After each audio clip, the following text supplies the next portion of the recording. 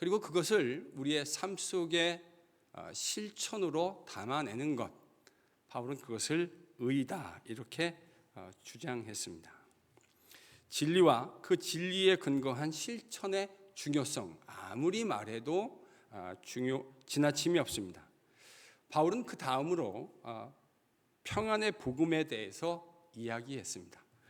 여러분, 바울이 이해한 복음이라는 것, 화해라는 샬롬이라는 말을 빼놓고 이해할 수 없습니다. 하나님과 인간 사이의 샬롬, 또 그 하나님과의 샬롬을 회복한 사람들 사이의 샬롬. 마귀는 우리가 하나님 백성으로 하나님과 누리는 이 샬롬을 누리지 못하도록 합니다. 여러분, 그게 바로 마귀의 간계입니다. 우리가 하나님과 샬롬을 누리지 못했을 때 자연스럽게 나타나는 현상이 뭐라고 말씀드렸죠? 옆에 있는 사람들과의 샬롬이 깨어지는 거예요. 그러니까 내 주변에서 샬롬이 깨어지면 내 가족과 내 주변에 있는 친구들과 내 부모와 샬롬이 깨어지면 여러분, 그거는 어디를 점검해 보셔야 되는 거라고 말씀드렸어요? 여러분과 하나님 사이의 샬롬이 잘 지켜지고 있는가를 점검해야 하는 순간입니다. 교회 안에도 샬롬이 깨어지면요, 그것은 내가 하나님과 샬롬을 잘 지켜가고 있는가를 점검해야 합니다.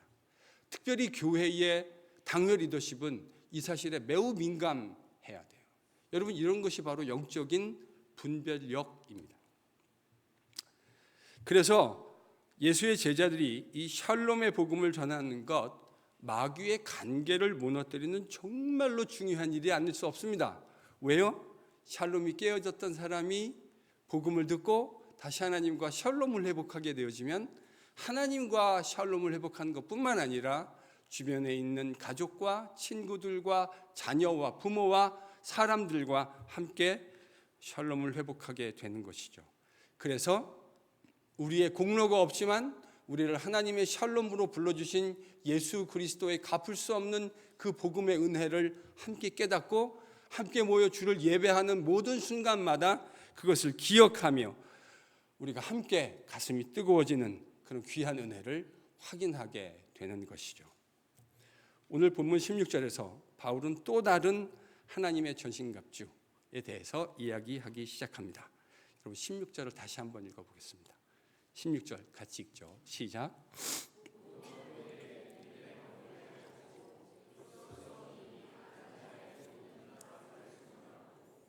16절에 처음 시작하는 것 어떻게 시작합니까? 어구가 모든 것 위에, 모든 것. 모든 것이라는 건 뭘 말하는 거죠?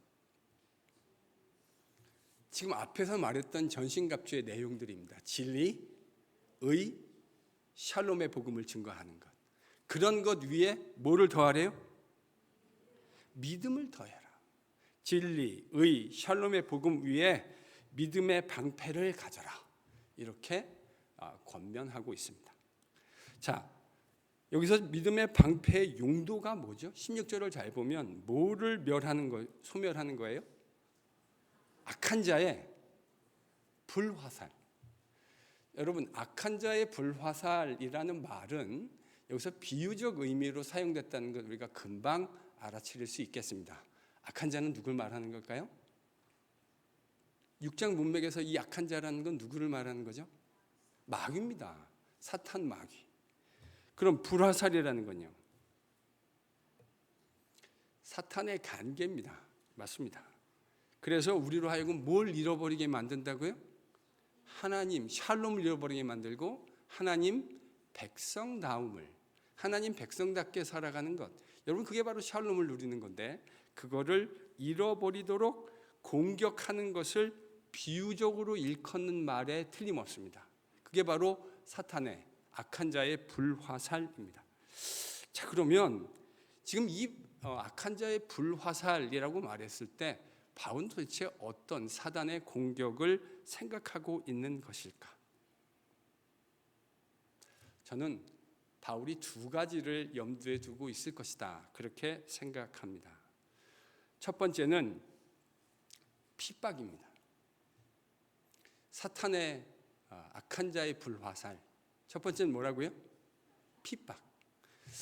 여러분, 교회사를 가만히 보면 사탄이 하나님 백성에게 쏘아대는 불화살을 저는 두 가지로 교회사 안에서, 지난 2000년 동안의 교회사 안에서 요약하고 정리할 수 있다 생각합니다. 첫 번째가 뭐라고요? 핍박입니다.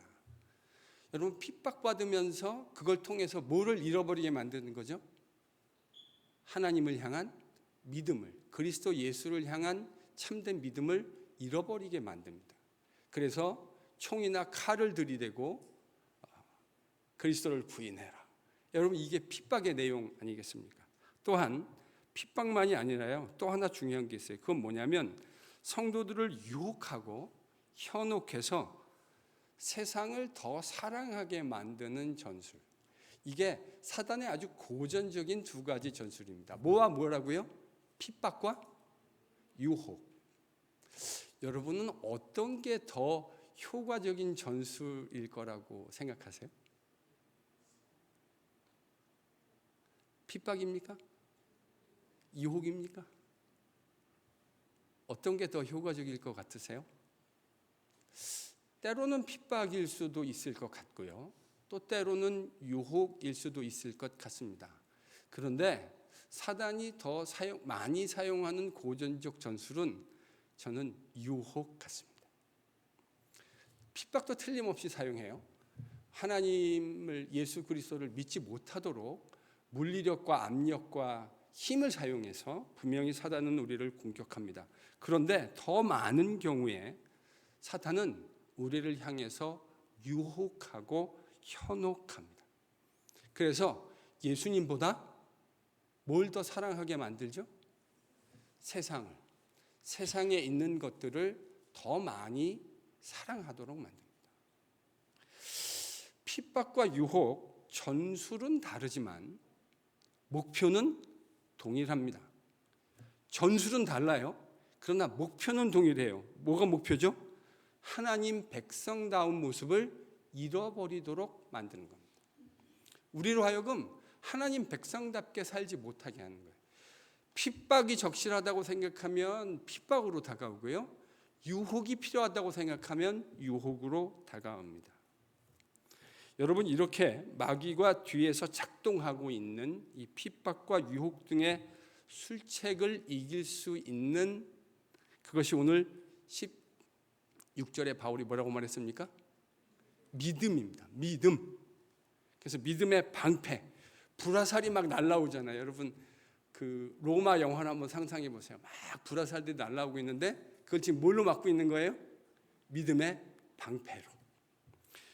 그 말은 이런 말입니다. 믿음이 있으면 핍박을 견딜 수 있는 힘도 나오고 유혹을 이길 수 있는 힘도 나온다는 말입니다. 뭐만 있으면요? 믿음.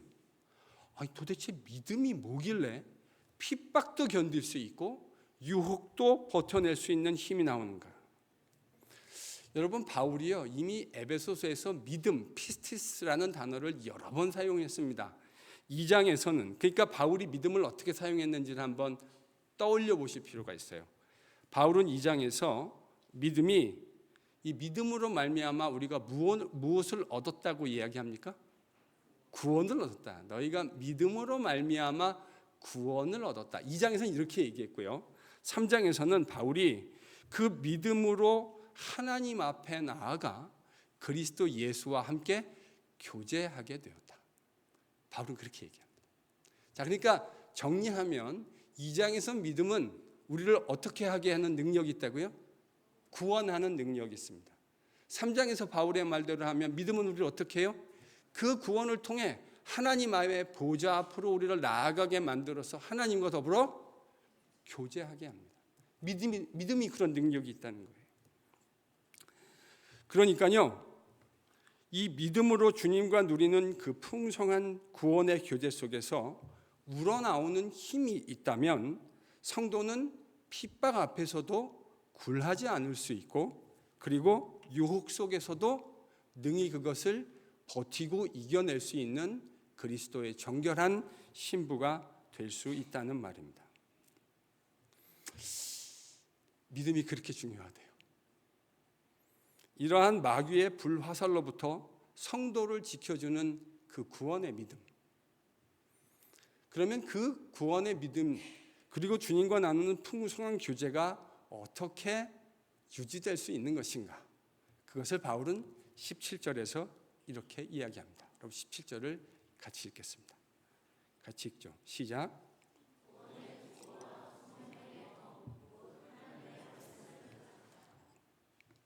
뭘 가지라고요? 하나님의 말씀을 가져라. 그것을 바울은 성령의 검이다. 이렇게 이야기했습니다.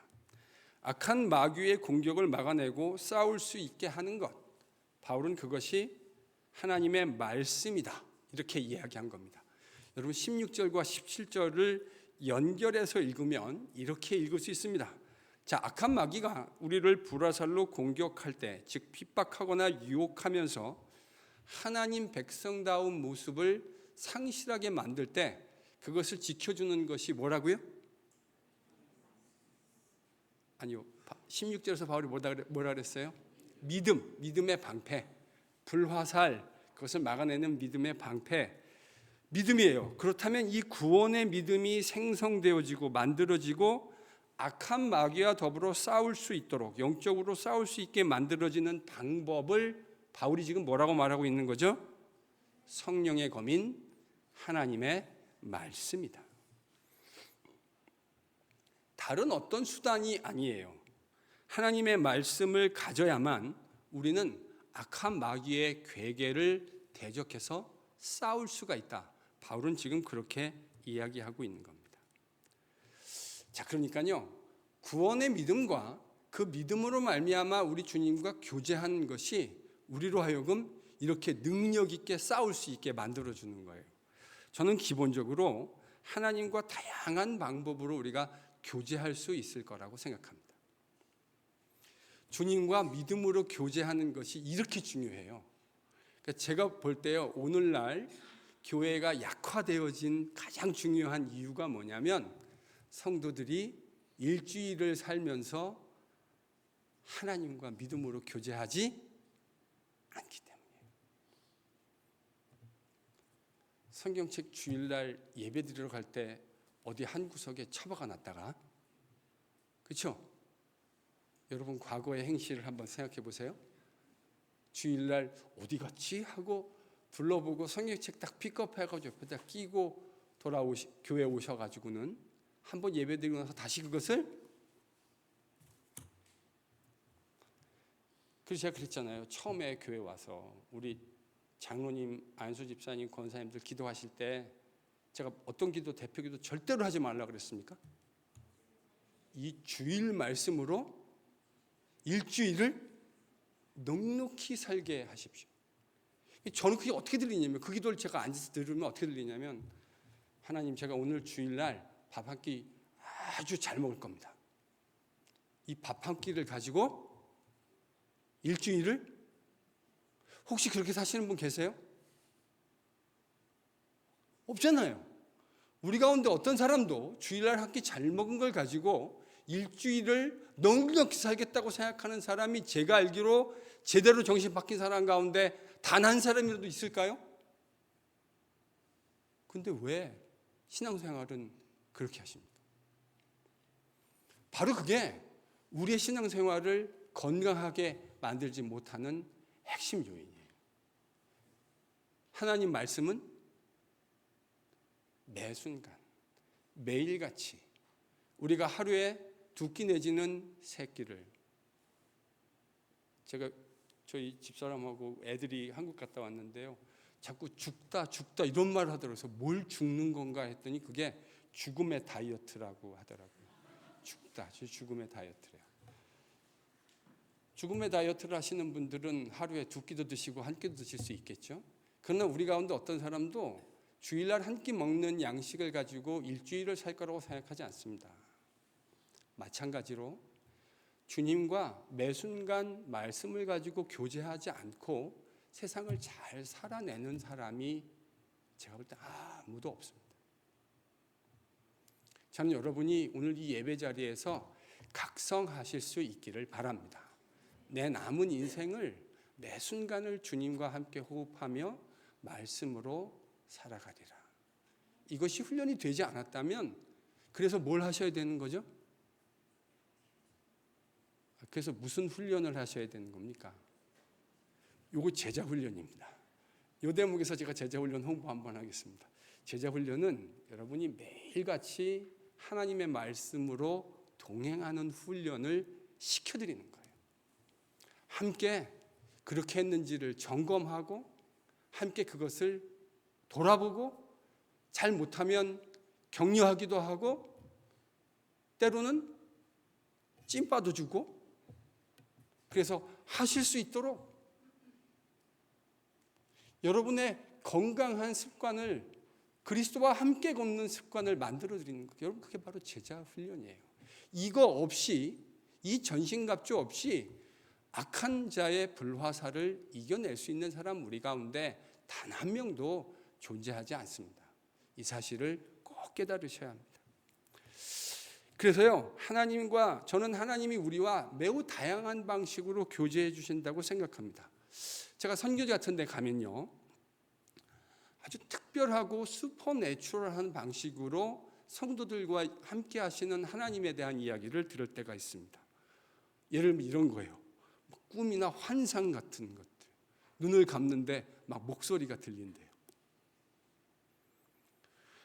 그래서 이제 그런 식으로 하나님과 교제해야 된다.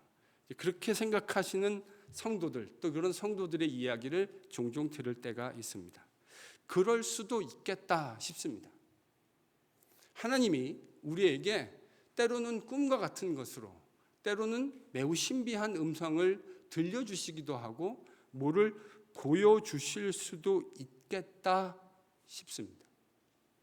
그걸 온전히 저는 다 배제하지 않아야 된다고 생각해요. 왜냐하면 하나님이 제 인생에도 그렇게 하셨던 적이 있어요. 목사님은 맨날 성경이나 읽지 뭐 그런 신비한 세계를 아십니까? 제가 여러분이 생각하는 것보다 그 신비한 세계라고 하는 것에 훨씬 더 조예가 깊을지 누가 알겠습니까?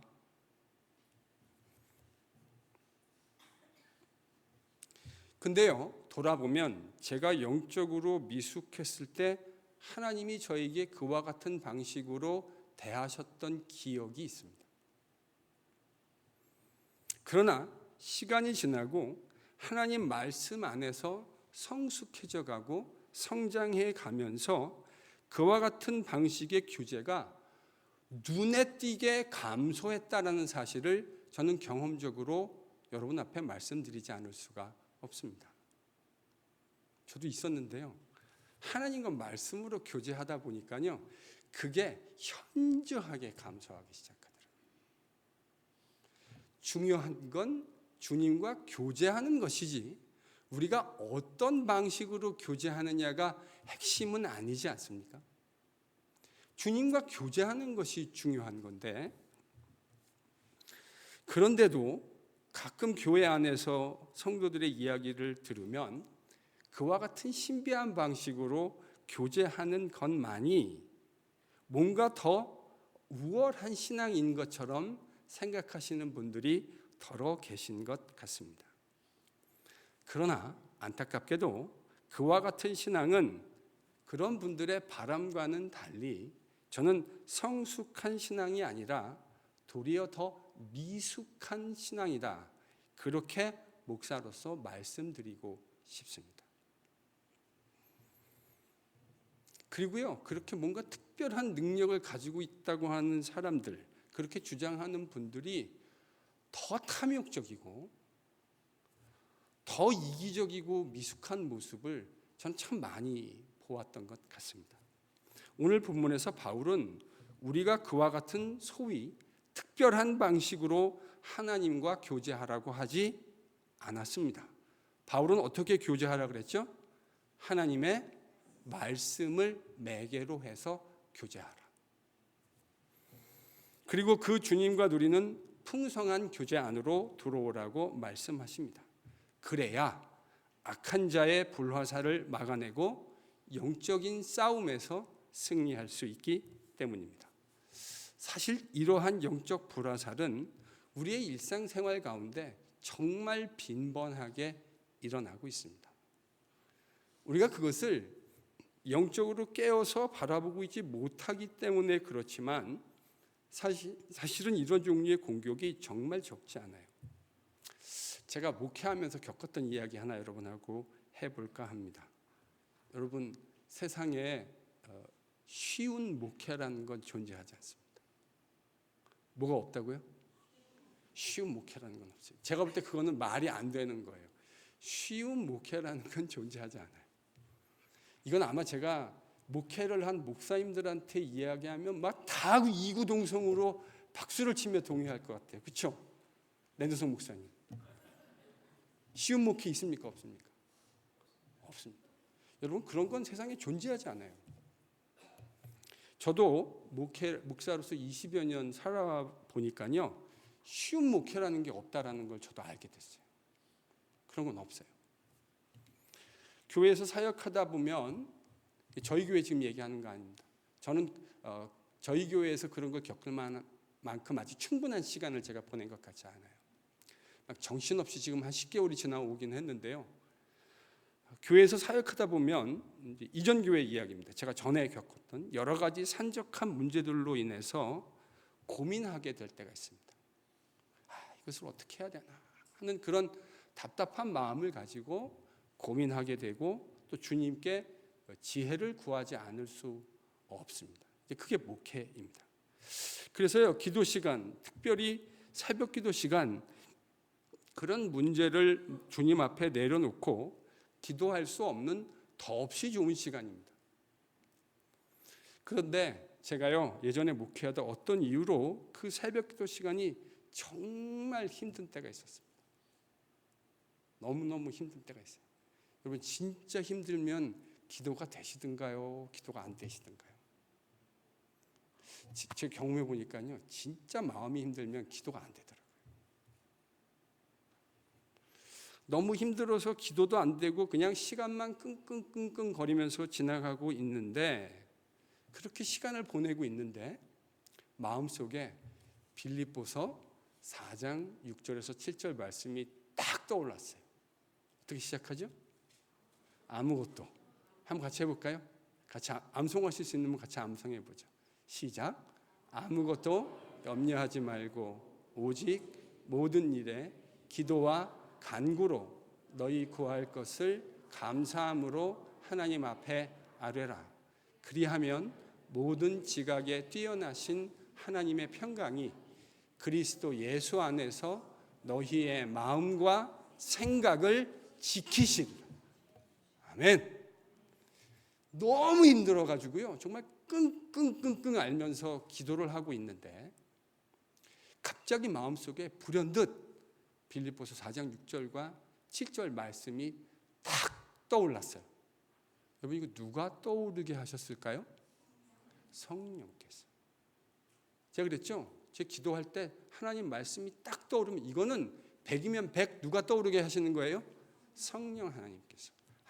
아무것도 염려하지 말고 오직 모든 일에 기도와 간구로 너희 구할 것을 감사함으로 하나님 앞에 아뢰라.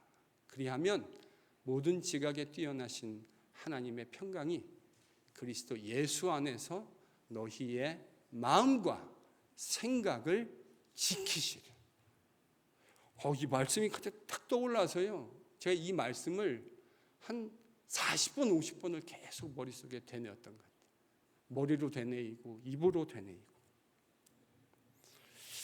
근데 되뇌이다 보니까 주님이 저한테 이렇게 말씀하시는 것 같아요. 야, 이 목사야, 이제 제발 그만 걱정하고 좀 기도를 통해서 네가 걱정하고 네 마음을 누르고 있는 그것을 나한테 한번 맡겨보지 않겠느냐. 제 존경하는 목사님이 기도를 이렇게 정의하셨어요. 어떻게 정의하셨는지 한번 들어보실래요? 기도는요, 골방에 들어가서 내 마음을 짓누르고 있는 그 바위돌을 하나님 앞에 내려놓고 빈손으로 돌아오기. 멋지지 않으세요? 그러니까 하나님과 동행하는 하나님 백성은 이렇게 멋져요. 여러분 인생 살다 보면 우리 마음을 정말 바위돌처럼 짓누르는 것들이 생기게 마련입니다. 이거 없는 사람 세상에 한 사람도 없어요. 그런데 기도가 뭐라고요? 그걸 가지고 하나님 앞에 골방 앞에 나아가서 내 마음을 누르고 있는 그 바위돌을 하나님 앞에 내려놓고 어떻게 나온다고요? 빈손으로 나오기. 빈손으로 나오기. 그 말이 딱 떠올랐어요. 순간 마음속에 즉각적으로 주님께 그렇게 말씀드렸습니다. 염려와 걱정을 다 아버지 손에 맡겨드립니다. 제가 가지고 있는 세상살이의 이 목회의 무거운 바위돌과 같은 짐 아버지 앞에 다 맡겨드립니다. 주님, 절 좀 다스려 주세요. 이렇게 말을 했고 말씀을 묵상하는데요, 갑자기 마음속에 평화가 밀물처럼 밀려오는 것을 경험하게 됩니다. 뭐가 밀려온다고요? 하나님이 주시는 그 평강, 샬롬이 마음을 지배하는 거죠. 야, 하나님이 내 걱정과 그 짐을 다 알고 계시고 내가 교제하기 위해서 하나님 앞에 나아갔더니 무릎 꿇고 기도하고 있는 그 자리에서 말씀이 생각나게 하심으로 그 짓누르고 있는 그 무거운 짐을 하나님 앞에 다 내려놓고 어떤 손으로요? 빈손으로. 여러분 이게 뭐 때문에 시작되어졌죠? 빌립보서 4장 6절과 7절에 있는 하나님의 말씀 때문에 시작되어진 거예요. 말씀이 이렇게 능력이 있는 거예요. 하나님 말씀이요, 단순히 지식이 아니고요, 그게 우리의 삶을 드라이브해가는 그 드라이빙 포스가 되어질 때 하나님과 교제하는 사람의 능력이 이렇게 아름다운 거예요. 이렇게 되니까요, 입에서 뭐가 탁 터져 나오냐면 찬송이 터져 나옵니다. 찬송이 터져 나옵니다. 주는 평화. 하나님이 주시는 그 평화가 입에서 터져 나오더라고요. 여러분 사랑하는 성도 여러분, 마귀의 관계를 대적하고 능히 서기 위해서 우리는 하나님의 뭐를 입어야 한다고요? 전신갑주. 전신갑주를 입어야 합니다. 오늘 믿음과 구원과 하나님의 말씀에 대한 이야기를 같이 나누었습니다. 마귀는 때로는 우리를 핍박하고 때로는 회유하고 유혹해서 우리가 하나님 백성답지 못하게 살도록 만듭니다. 그 과정에서 어떻게 해서라도 우리를 무기력하게 만듭니다. 여러분 이것을 이길 수 있는 원천적 힘이 주님과 믿음으로 나눈 교제라고 바울은 이야기합니다. 특별히 뭘 통해서요? 하나님의 말씀을 통해 나누는 그 교제가 마귀의 불화살을 넉넉히 막아내고 승리하게 하시는 줄로 믿습니다. 하나님의 말씀을 통해서입니다. 옆에 있는 분에게 이렇게 이제 권면해 주십시오. 다시 예배 자리를 회복하십시오. 제가 볼 때 그렇게 하셔가지고는 잘 회복이 안 될 것 같아요. 다시 한번 하십시오. 다시 예배 자리를 회복하십시오.